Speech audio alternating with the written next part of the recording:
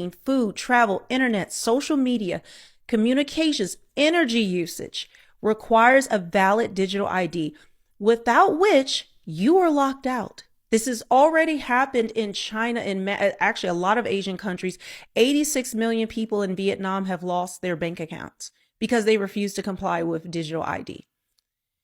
Okay, so we are seeing this already, and there's other countries. In China, hundreds of thousands of people are basically they have nothing. They're just out on the streets because they lost all of their social currency, meaning they can't function in society anymore. These are people who've had digital ID, but because they did not like what they were posting and things that they were doing, or they didn't meet certain requirements, these were just working, healthy people, not criminals or anything like that.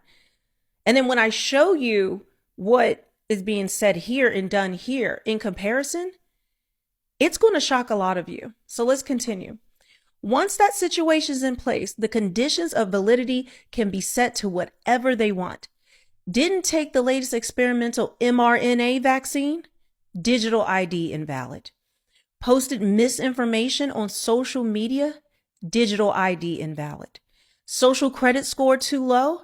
Digital ID invalid. Exceeded your carbon allowance this month? Digital ID invalid. Voice criticism of your new technocratic overlords? Digital ID invalid.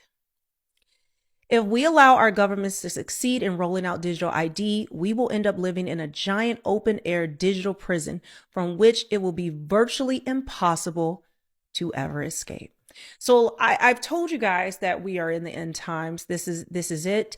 When you compare what I told you about what's going on in Jerusalem, building of the third temple, just the laws that are being put in place, these things that are secretly working behind the scenes, the 2.5 trillion spent in just a couple of months for these, for Project Stargate, the huge AI data spaces, data centers that are going up all over the country. 2.5 trillion, something none of us asked for.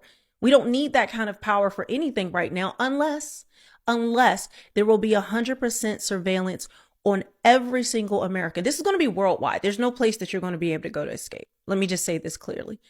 Every country is rolling this out, from third world countries to the US, the UK, Canada, all of that. Okay? So there's nowhere to hide. I told you, you're not going to be able to, fight against the government. They're doing that in the UK right now, but they're still going ahead with it. You can protest, resist, but this is the way they want the future. And we know why.